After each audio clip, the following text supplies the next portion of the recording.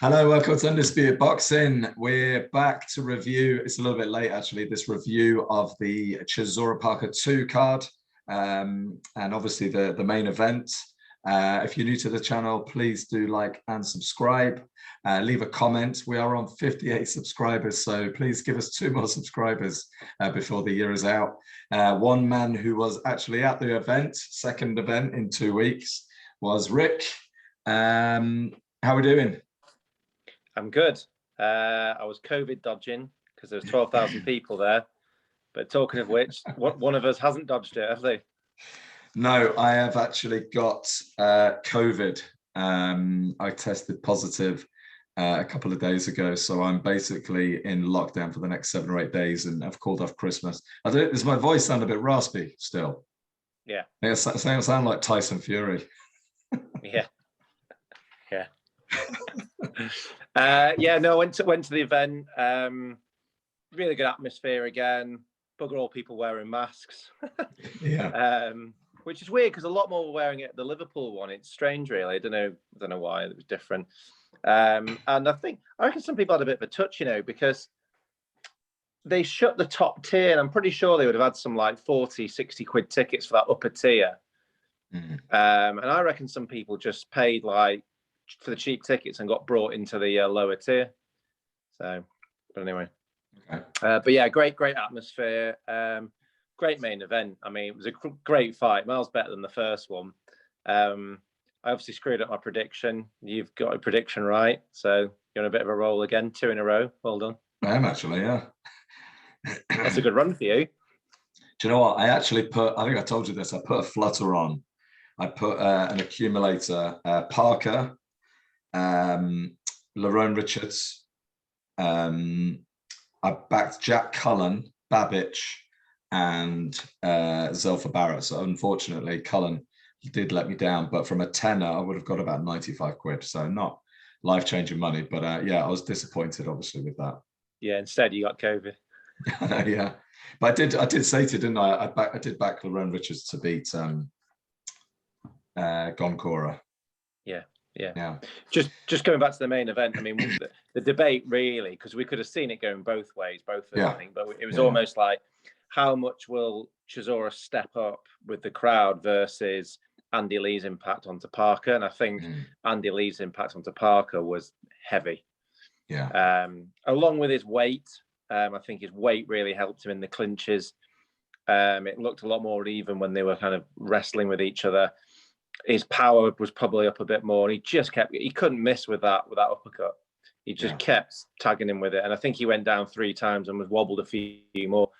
Some of the scorecards were absolutely mental. I think there was those again. Do you remember them? No, but the one that sticks in my head was there was a 2 points in it, and it's like, how can that be? I mean, there's 3 rounds there that were 10-8, and I know Chisora said, "Oh, but I finished the round strongly." But it's like, not enough for it to be like a 9-8 or something like that. Parker was never in any trouble. He took a few shots, but he's got a granite chin. He was never wobbled or anything, I felt. I mean, there's a couple of times where he got turned a little bit and he caught one, but his legs never went. He never stumbled or anything like that. So that says to me that basically, other than those 3 rounds, Chisora won all the other rounds mainly, and I struggle to give Chisora many rounds at all. Yeah, at all. It was highly dominant, and he basically beat him up. And you don't often see Chisora getting beat up. No, well, Tyson Fury did it, but yeah, you don't often see. You could say he was getting beat up a bit by Takam, but then he floored him. So. And I don't even think Hay beat him up. He just got into an exchange, and then he got knocked down twice and knocked out. But an actual beat up is rare. Usyk didn't beat him up. No. So cracking performance from Parker, and if he can, there may be a bit of deterioration in Del Boy. He's getting on, but you have to say, Parker has probably. He could have pushed himself into another level now. And, if he fought like that against Joshua, now we've seen a bit more about Joshua, would that have been different? Different fight, obviously, but, I know it. I was equally impressed. I mean, obviously, I did pick Parker to win, but I wasn't expecting it to be as a dominant performance, and I was really impressed with him how he kind of sets himself about Chisora a little bit more than he did in any fight. Actually, he was much more offensive, and I think that's, I don't know, maybe an influence of Andy Lee. Obviously, he spent quite a bit of time with the Kronk gym, obviously famous for their more offensive style, and I think he's looking to, I guess, sort of, deploy that onto Parker. And, he was basically sitting on his shots a little bit more. I mean, he's never going to be heavy-handed. He's not going to be a knockout artist, but he looked more heavy-handed in that fight, and he looked like he was hurting Chisora. And I think he could be. We've been waiting for this for years and years with Parker, and he was in a real danger of his career kind of drifting a little bit. And I think the split from Kevin Barry, whilst it was a bit of a shock, it's probably paid off big time here, because it's almost kind of reignited his career and announced himself a little bit on the heavyweight scene again. And when you've got a chin like his, you can be more offensive and take risks. Yeah, that's the other thing, So it'd be interesting. I don't know where he goes next, but I'd be interested to see him tackle. One of the. I'd love to see a Ruiz fight. I'd love to see a Wilder fight. I'd love to see him fight. All of them, but obviously some are going to be tied up and unrealistic. But the ones that are more realistic are, well, probably not, because it's PBC. Who's he actually with? Oh, he's with Duco, isn't he? He's with Duco, and is it Steve Higgins? Yeah.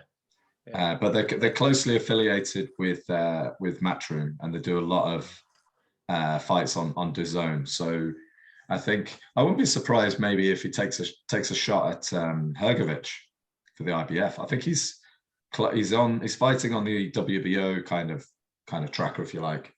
But if he could beat Hrgovic in a final eliminator, he'll probably get an IBF title shot at the back end of next year.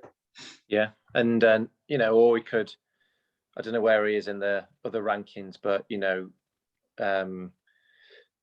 he could fight Dubois, because I don't know, is he WBA now? Does he sneak somewhere into the WBA? Dubois is on the WBA. I suspect that Parker is probably the highest on the WBO, because that was the title that he held.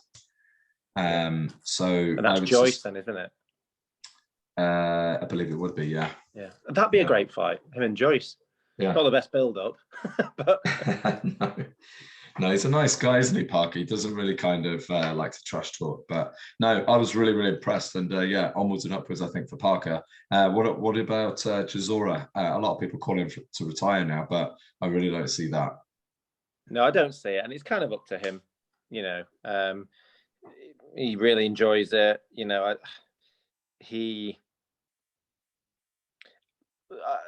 I just wonder what fights are realistic now that are going to really excite him.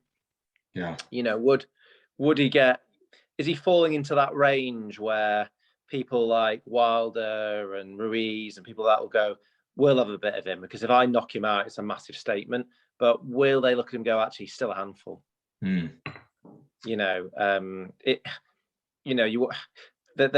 a certain breed of fighter, isn't there? Like Hammer and people like that, where they're not a huge threat, but if you can knock them out. Who's the guy who's got the granite chin that everyone's fought? Hellenius. No, because obviously he's kind of gone up another gear. I think like White's fought him. Everyone's kind of fought Marius Wack. Marius Wack, yeah. Okay, it's one of those where people look at him and go, he's not a threat, but if I can knock him out, it's a statement. And that's that. Those people seem to make quite decent money because they just get thrown around. Yeah. And whether he'll become one of those where it's really hard to stop him. But the problem is, I do still think he's a bit of a handful. Yeah. He is. Certainly in that first half of the fight, he is. Yeah. Yeah. Can you imagine Wilder? Obviously, he'll have a better chance of landing on him because his head movement's not brilliant. But Chisora will push him back, and he's not as great on the back foot. And then, will he clip him? And so it's a risk. It'd be a risky fight for Wilder. Just look at it and go, would he have? So it's who's gonna want to take him on?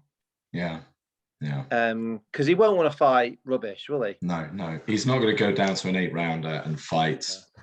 No, not a tune-up. No. But well, let's see. I think you're probably right. We will see him at some point next year. All right, let's go. What other fights did you see? What could you break down for us? Review. Can't remember. Go down the card and talk about the ones in the order and I did go into the arena for a few beers, so I missed a few. Carlos Gongora versus Lerone Richards, which I am yet to see yet. Yeah, so I saw that. Quite an even fight. I think it was split. So the scorecards felt about right. But yeah, I think Richards did in a very tactical, strategic fight, really, not loads going on. Richards probably won it with, he had some eye-catching jabs which rocked the head back quite a lot. And if there were any exchanges where the lever threw a bit, he seemed to come off best, but it wasn't the best fight in the world. Yeah. Okay. Jack Cullen versus Kevin Lasaggio. Yeah, that ended on the body shot, didn't it? Yeah, in the sixth round. Yeah, so it was quite a strange one, because Cullen's really big, isn't he? Like tall. Yeah. But he's wafer thin. So you had like a real stretched person versus a mini Mike Tyson. Very short, very like bulky. And, one had the height and reach, and the other one had probably the speed and power. And just as the fight was going on, you just felt that it was going against Cullen. And there was a few times where the other guy landed and you just thought, I think he felt that. And then just slowed down enough. And then, got caught with a body shot. I can't remember if he went down before that. He might have done, but there was a couple of times he was in trouble, because quite a lot of supporters of his around me actually at the time, and you could just see them go quite quiet during the fight. Yeah, that's what tends to happen when your fight's not doing well. Yeah, and got caught with a very good body shot, so the writing was on the wall really for that. Yeah, and another matchroom defeat as well that they'll have to try and work out. One that I definitely know that you will have seen, probably walked in with a Babic t-shirt, was the Savage, Alan Babic. Well, I did see it, but I didn't see it in the arena, annoyingly. I mean, one thing my coach sort out is making it clear when people are going to be on. So I was outside, and Babic came on. I usually get into the arena between 7 and 8, and Babic came on about 20 past 6. I was just like, what? So I ended up watching it on my phone with the guy who I was with in the Christmas markets in Manchester, just going, should be in there watching this, because it was a great fight again. And he got chinned at one stage. Yeah, he did. And made quite hard work of it. Now, he came up with the excuses of, I wasn't prepared for this person and all that. And I think he knows, I've seen interviews where he said, I'm going to get chinned one day. He knows exactly what he is. And I kind of admire him for that. He knows that he's not super talented. He'll step up one day and get chinned. But he's enjoying it, and he's probably making good money. Yeah, I think he is. It's a funny one, isn't it? Because actually the first couple of rounds was actually quite even. Like Babic was obviously set himself about Spillmont, but he was getting caught on the way in, and the second round, Spillmont rocked Babic, and he almost went over. He was facing the ropes, and he had his back to Spillmont. And against somebody who's, I don't know, who's a top 40, top 50, the Savage is getting taken down, and it's lights out.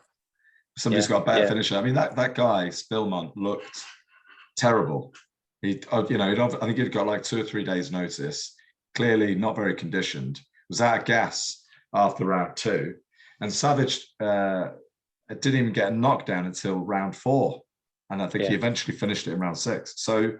Yeah, I mean, he's definitely going to keep bringing entertainment, but he's, obviously very limited, I think. Yeah. One thing I've still not seen is the gas tank look empty. Yeah. I know he's not done. I don't know how far he's gone. He may have gone 7 or 8 now. Not quite sure the longest I've seen him, but he still fights at very high tempo. Yeah. But I agree. He'll find a level. I'll be surprised if he has 3 or 4 fights next year. I'll be surprised if he doesn't get cleaned out in one of them. Yeah, because obviously Matchroom, they like to push their guys into risky fights, and that's why they get a lot more losses. They're not just going to keep buttering him up anymore. There was talk of them throwing him in with Oscar Rivas for the is it the Bridgerweight? Well, I think he's number 3 in the Bridgerweight because there's bugger all people in it. Yeah. yeah, he might have a go at that, and then step back up when he gets beat. Yeah. I mean, I struggle to see that one going past 2 or 3 rounds. What, with Oscar Rivas? Yeah.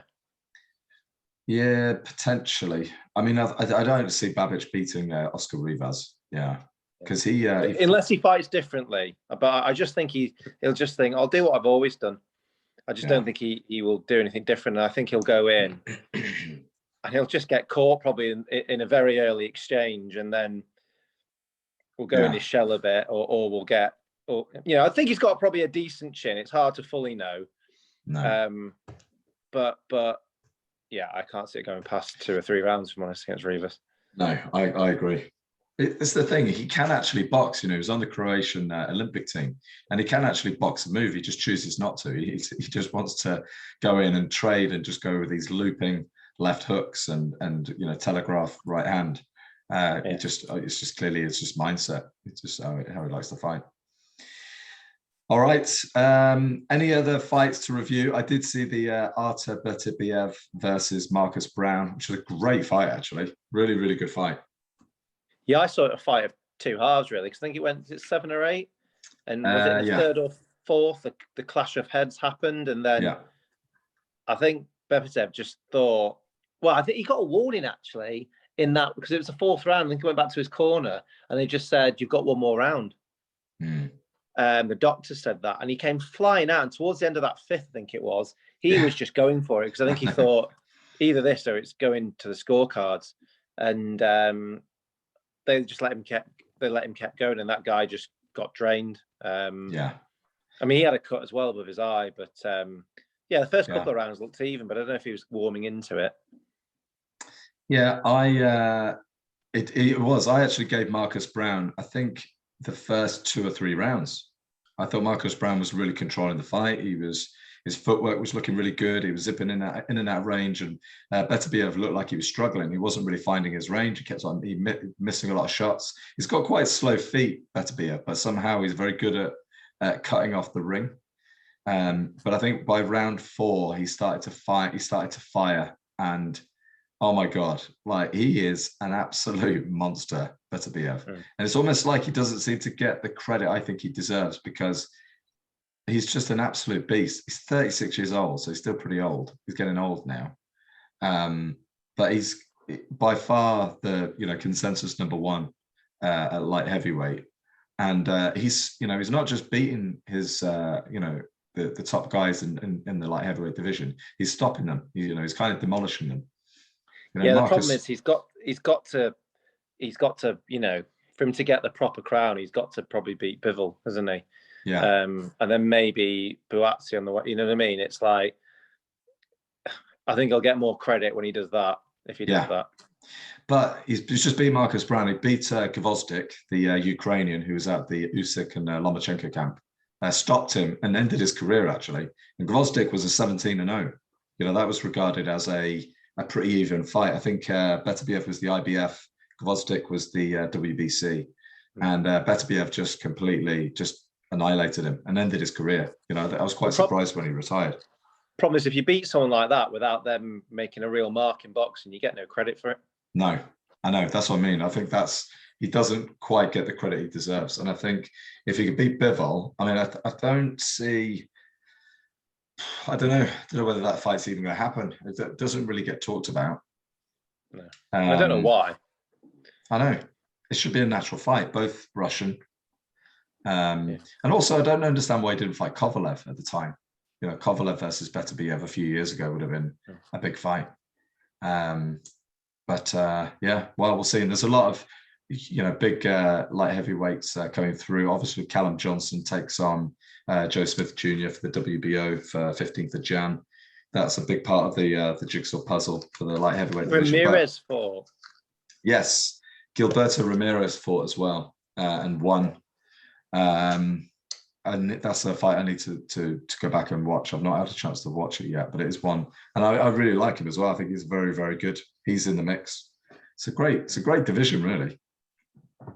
Yeah, I think you've got Canelo stepping into it, perhaps. Yeah, that obviously spices things up a little bit. So Yeah. All right. Any other Madrimov, Israel Madrimov also won another fight that I've got on my my watch list. I'll try and watch over the Christmas break. Apparently, it's a controversial stoppage win, but Madrimov, really excited for him for next year. I think he's a real danger man for that light middleweight division. It'd be interesting to see if they can get him into position for a world title fight. Hopefully, they will now. Other fights: Jake Paul and Tyrone Woodley. I don't know if you saw this. I saw the knockout, which it's is a terrible fight. So there's a lot of hugging and punching and holding. I don't think Woodley was really conditioned for it, but a sickening knockout. Yeah, absolute sickening knockout. Yeah. All right, let's wrap it up. Thanks everybody for listening. We're going to do one more video to finish up the year. We're going to do an awards fighter of the year, fight of the year, knockout of the year, and it says upset of the year. Upset of the year, yes. All right, thanks everybody for listening.